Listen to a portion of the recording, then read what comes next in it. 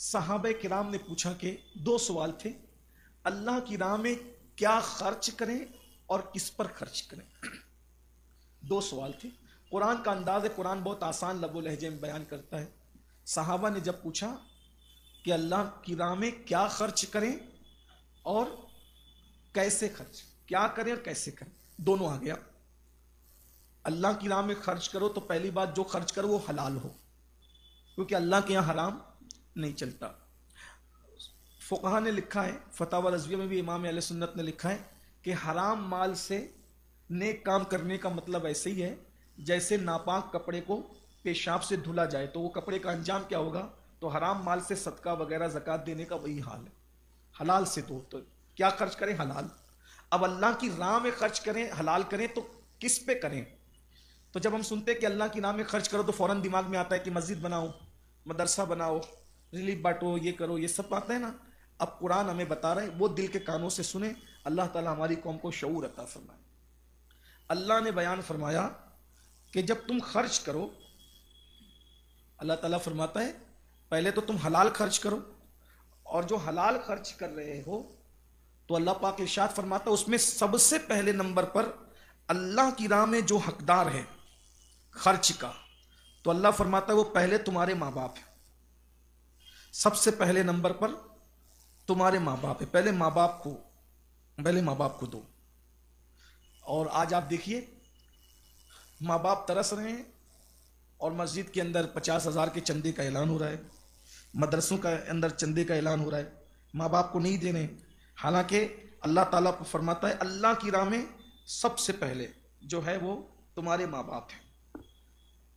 اگر ماں باپ کو نہیں دیتے، ان پہ خرچہ نہیں کرتے، تو چاہے مسجد بنا لو، چاہے مدرسہ بنا لو، چاہے حج کر لو، چاہے عمرہ کر لو، کوئی فائدہ نہیں۔ سب سے پہلے ماں باپ ہیں۔ اور ایک بات یاد رکھنا، ماں باپ پہ خرچ کرنے میں جتنا اجر ہے اتنا نہ مسجد بنانے کا اجر ہے، نہ مدرسے بنانے کا اجر ہے، نہ حج کرنے کا اجر، نفلی حج، نفلی عمرہ، کسی پر اتنا ثواب نہیں ہے جتنا ماں باپ پہ خرچ کر۔ لیکن آپ دیکھ لیجیے آج نوجوانوں کا حال، پکنک پر جائیں گے، ادھر ادھر جائیں گے تو سب جیب میں ہاتھ ڈالتے ہیں، پہلے میں دوں گا بل۔ پارٹیوں میں جائیں گے تو بولتے ہیں میں دوں گا، دوستوں کی محفل میں۔ اب باپ بیمار پڑ جائے تو ہاسپٹل میں جھگڑا کرتے ہیں، تو دے گا۔ یہ قیامت کی نشانیوں میں سے ایک نشانی۔ تو یاد رکھیے سب سے پہلے اللہ کی راہ میں خرچ میں ماں باپ کا نمبر آتا ہے۔ ماں باپ پہ خرچ کرو، خوب خرچ کرو۔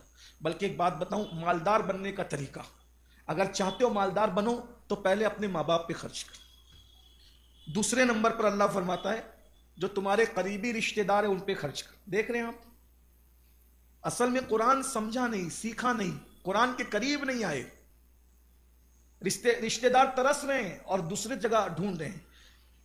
پہلے اپنے بھائیوں پہ دو، اپنے قریبی رشتہ دار بہنوں کو دو، اس لیے کہ قریبی رشتہ داروں کی مدد کرنے میں ڈبل ثواب ہے۔ مسجد کے زینے پہ جو فقیر بیٹھے ہیں اس کو دو گے تو ایک ثواب ہے، اور اپنے رشتہ دار کو دو گے تو ڈبل ثواب ہے، ایک تو دینے کا ثواب اور ایک تو رشتہ داری کی صلہ رحمی کرنے کا ثواب۔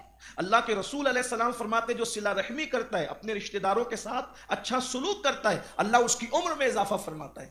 میں آپ کو یہ مشورہ دینا چاہتا ہوں، اگر ہر آدمی اپنے قریبی رشتہ داروں کی مدد کرنا شروع کر دے تو چند سالوں کے اندر مسلمانوں سے پوری دنیا سے غربت ختم ہو جائے۔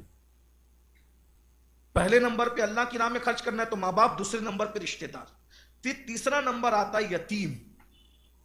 یتیموں کو دو، جو یتیم بچے ہیں ان کی اسکولوں کی فیس اگر نہیں وہ بھر پا رہے ہیں تو ان کو ان پڑھ جاہل مت رہنے دو، معلوم کرو، چند یتیم بچے اپنے لیے لے لو، ان کے لیے ان کی اسکول کی فیس بھرو، ان کو پڑھاؤ لکھاؤ۔ تو تیسرے نمبر پہ یتیم، اور یتیم پہ خرچ کرنے کا ہی بڑا سبب۔ بلکہ ایک صاحب کہتے ہیں حضور میرا دل بڑا سخت ہے، میرا دل بہت سخت ہے۔ آقا فرماتے ہیں یتیم کے سر پہ ہاتھ پھیرا کر اور موت کو یاد کیا کر۔ ایک مقام پہ میں قرآن پڑھا کر اور موت کو یاد کیا۔ فرمایا گیا کہ جب یتیم کے سر پہ ہاتھ پھیرتے ہو تو یتیم کے بال جتنے تمہارے ہاتھ کے نیچے آتے ہیں اللہ اتنے غلام آزاد کرنے کا تمہیں ثواب عطا فرماتے ہیں۔ اور کبھی یتیم کی آہ مت لینا۔ بہت سے لوگ ہوتے ہیں جوانی میں باپ مر جاتا ہے، بچے یتیم ہو جاتے ہیں، اور جب تک بھائی زندہ تھا تو بھائی کے بچوں کے ساتھ سب اچھا سلوک کرتے تھے، بھائی مر گیا تو وہ یتیم ہو گئے تو ہڑپ کرتے ان کا مال۔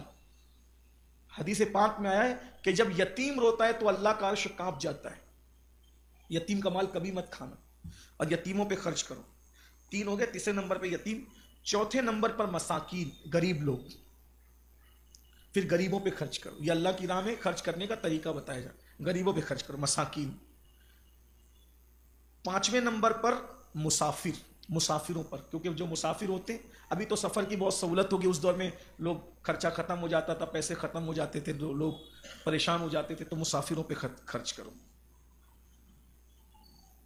یہ اللہ تبارک و تعالیٰ نے فرمایا۔